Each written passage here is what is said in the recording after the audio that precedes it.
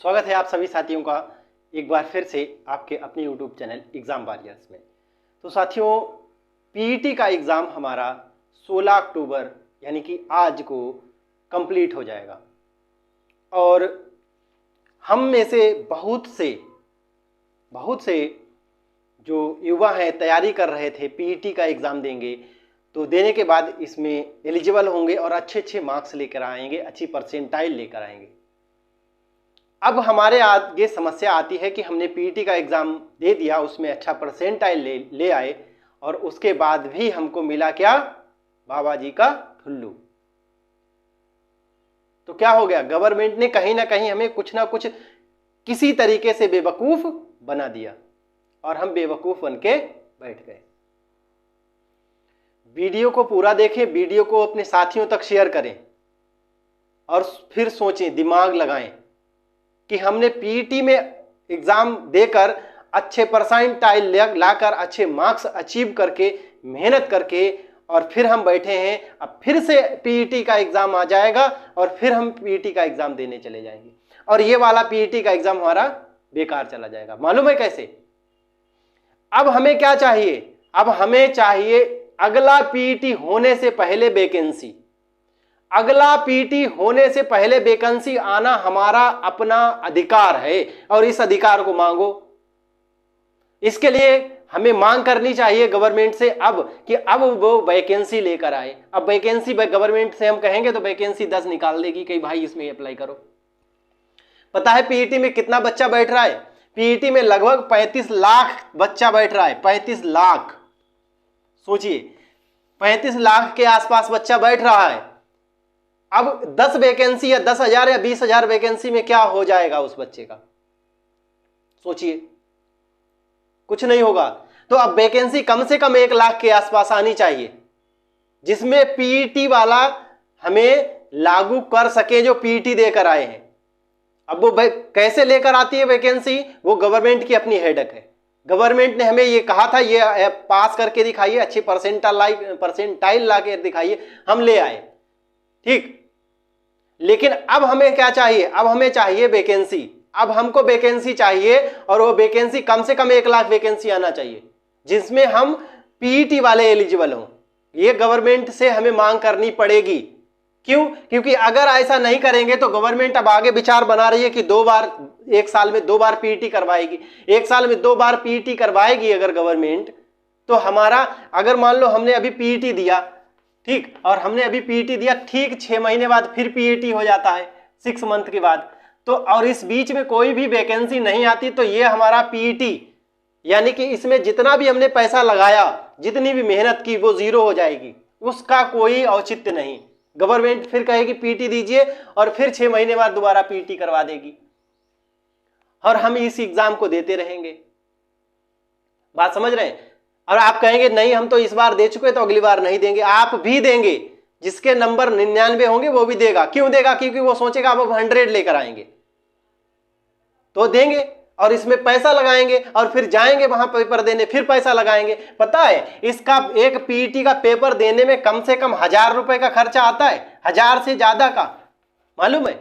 एक पेपर देने में 1,000 रुपए का। अगर थोड़ा नजदीक मिल गया, अगला ही डिस्ट्रिक्ट मिल गया, तो थोड़ा दूर मिल गया ना, तो 2,000 रुपए लगते हैं। 1,000 का हम औसत लेके चलते हैं। अब फिर 1,000 यहाँ खर्च करो, 1,000 हर 6 महीने में आप खर्च करते रहिए। 1,000 रुपए गांव से, घर से आते हैं, माँ बाप भेजते हैं 1,000 रुपए, बेटा इस बार 1,000 रुपए भेज रहा हूं, नौकरी लग जाएगी इस बार। मिलता क्या उनको? कुछ नहीं। तो उठिए, इस चीज को मांगिए। अब हमारा अधिकार है कि अब हमें वैकेंसी चाहिए। यहां पर नेक्स्ट पीईटी से पहले वैकेंसी चाहिए। इनको कहीं शिफ्ट करो, उसके बाद दोबारा पीईटी लो, क्योंकि इस तरीके से तुम अपना रेवेन्यू बढ़ाते रहोगे और हमें क्या मिलेगा? कुछ। तो रेवेन्यू मत बढ़ाइए गवर्नमेंट से, हमारी ये रिक्वेस्ट है। और इस पीईटी के बाद में अब अगले पीईटी से पहले यहां पर वैकेंसी लानी पड़ेगी। अब ये पीईटी, इस पीईटी और इस पीईटी के बीच कम से कम 6 महीने का टाइम होना चाहिए। यहां की जो पीईटी कराई है, और सुनिए, यहां की जो पीईटी करवाई है, फिर जो वैकेंसी आएगी, उस वैकेंसी को पूरा कंफर्म करने के बाद ही ये पीईटी करवाई जाए, ताकि जो यहां पर सिलेक्ट हो जाए वो दोबारा वहां पर पीईटी में ना बैठे जाके। बात मेरी समझ रहे हैं मैं क्या कहना चाह रहा हूं? क्योंकि यहां पर जो टॉपर हैं वो जाहिर सी बात है कि यहां के जो वैकेंसी आएंगी उनमें सिलेक्शन ले लेंगे। अगर इनको सिलेक्शन नहीं दिया गया, अपॉइंटमेंट नहीं किया गया और पीटी करा दी गई तो फिर वो बैठ जाएंगे वहां पर जाके और उनके फिर से स्कोर हाई हो जाएंगे और उनका क्या हो जाएगा, बाद में अपॉइंटमेंट हो जाएगा। फिर ऊपर से क्या होगा, फिर जब इस पीटी के बाद में वैकेंसी आएगी तब खेल होगा। बात है, पता है, क्योंकि जो टॉपर बच्चे हैं उसके हिसाब से वो मेरिट निर्धारित करेंगे तो नीचे वाले छूट जाएंगे।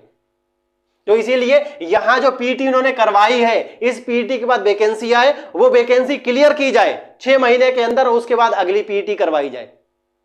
और गवर्नमेंट से एक और मांगने की जरूरत है। युवाओं मेरी बात सुनिएगा, वीडियो को पूरा देखो और शेयर करो और मस्तिष्क दिमाग लगाओ, सोते ना रहो, तब कुछ मिलेगा। मांगे क्या होनी चाहिए गवर्नमेंट से? गवर्नमेंट से एक और मांग मांगनी चाहिए। क्या मांगनी चाहिए कि अब हमें क्या चाहिए, एक ऐसा शेड्यूल दे के दीजिए गवर्नमेंट से, हम कहें ये मांग मांगनी चाहिए हमको कि ऐसा शेड्यूल दीजिए कि आप साल में, एक ईयर में कितनी वैकेंसी निकालेंगे, कितनी वैकेंसी निकालेंगे, कहां पर? गवर्नमेंट, हम यूपी की बात कर रहे हैं, यूपी की, तो यूपी वालों को भी देना चाहिए और सेंट्रल गवर्नमेंट को भी जारी करना चाहिए इस चीज को कि हमें बताना चाहिए एक साल में कितनी वैकेंसी निकालोगे आप। ठीक, ईयरली वैकेंसी की जो है डिटेल हमें दीजिए, कितनी वैकेंसी निकालेंगे। मान लो कुछ तो डाटा होता है, आप हमें डाटा कम दीजिए। मान लो आपको लगता है 1 लाख वैकेंसी आएगी तो आप हमें 80,000 का बताइए कि हाँ 80,000 वैकेंसी देंगे। ठीक, फिर अब कोई उसके बाद में, ये डिटेल के बाद में, इन जो वैकेंसी आ रही है इनके लिए एप्लीकेशन किस समय तक, अप्रोक्सीमेट किस समय तक स्टार्ट हो जाएंगे। एप्लीकेशन स्टार्ट करना कोई बड़ी बात नहीं है, ये तो स्टार्ट किए जा सकते हैं, चाहे कोरोना आए चाहे कुछ भी आए, क्योंकि हर व्यक्ति के पास आज इंटरनेट है और वो कर सकता है। ठीक, तो इसकी डेट होने चाहिए, एप्लीकेशन कब स्टार्ट होंगे। दूसरी बात, तीसरी इसके लिए ये होना चाहिए कि फला डेट पर परीक्षा हो जाएगी। इन चीजों, तीनों चीजों को एकदम फिक्स एक्यूरेट करना चाहिए। अब आप कहेंगे परीक्षा हो जाएगी, इसमें बहुत सारे दिक्कतें आ जाती हैं। ठीक है, दिक्कतें नहीं आती हैं तो उसकी डेट एक्सपेक्टेड करनी चाहिए कि अगर कोई प्रॉब्लम नहीं आती, कोई ऐसी प्राकृतिक घटना घटित नहीं होती तो ये डेट पार्टिकुलर होगी। प्राकृतिक घटना घटित हो जाएगी, कितने दिन रहेगी, 1 महीना 2 महीना, फिर उसके बाद में कराई जाए, डिले करने के बाद वो सामान्यतः हर बच्चे को दिखेगी अगर कोई परेशानी दिक्कत है। तो इन 3 चीजों को भी गवर्नमेंट को इशू करना चाहिए कि हमें जो वैकेंसी आ रही है वो, उसका एप्लीकेशन कब शुरू होगा और उसका पेपर कब होगा, उसके बाद उसका रिजल्ट कब आएगा, इस बात को भी देना चाहिए, और उसकी ज्वाइनिंग हम कब तक कंप्लीट कर लेंगे। इन 3 से ये 5 हमारी मांगे हैं गवर्नमेंट से, ये होनी चाहिए। इस चीज को हमें, ये डाटा हमें गवर्नमेंट दे, ये मेरा अधिकार है, ये हमारा अधिकार है, गवर्नमेंट का अधिकार नहीं है। हम अपना अधिकार नहीं वो कर रहे हैं, गवर्नमेंट को उसका दुगना अधिकार दे रहे हैं। ये हमें हमारा अधिकार दो, हमें पता होना चाहिए कि कब है। अरे हम पूरी जिंदगी थोड़े पढ़ते रहेंगे, हम साल भर थोड़े पढ़ते रहेंगे, हमें अपने घर के लिए पैसा कमाना पड़ता है। मेरे पिताजी जो है मजदूरी करते हैं, हम अपने घर का खर्चा खुद चलाते हैं, तो हम मजदूरी करेंगे तब हम लेकर आएंगे। जब हमें पता चलेगा इस समय हमारी वैकेंसी आएंगी तो हम उससे 2 या 3 महीना पहले अपना काम छोड़ के और तैयारी करेंगे। अब हमें यही नहीं पता लगता वैकेंसी कब आएंगी, हम तैयारी में लगे, कैसे लग पाएंगे, सोचिए पहले। इससे तो वो है जो जिसके पास पैसा है, जिसके पिताजी कहीं रिश्वत खा रहे हैं, वो उनका बच्चा पढ़ रहा है, आगे बढ़ जाएगा। हम गरीब क्या करेंगे? क्या हम हिंसा या और इस तरीके की चीजों को अपना ले? ऐसा चाहती है गवर्नमेंट?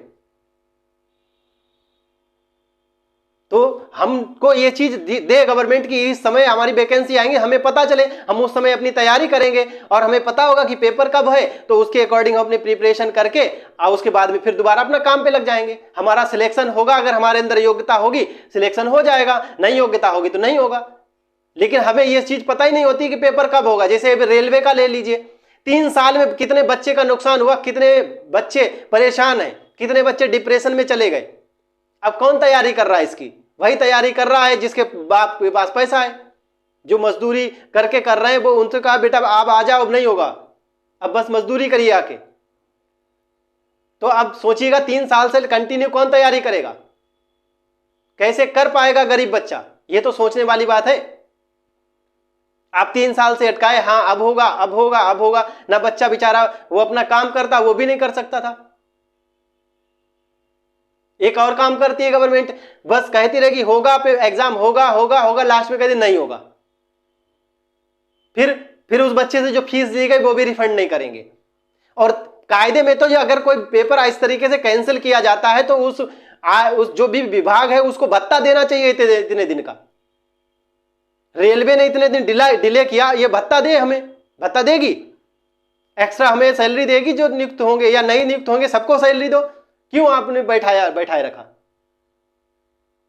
उस समय एग्जाम हो सकता था, पहले कोरोना से पहले आपने नहीं करवाया, डिले करते रहे, बाद में कोरोना आ गया, फिर आपको एक मौका मिल गया इस चीज का।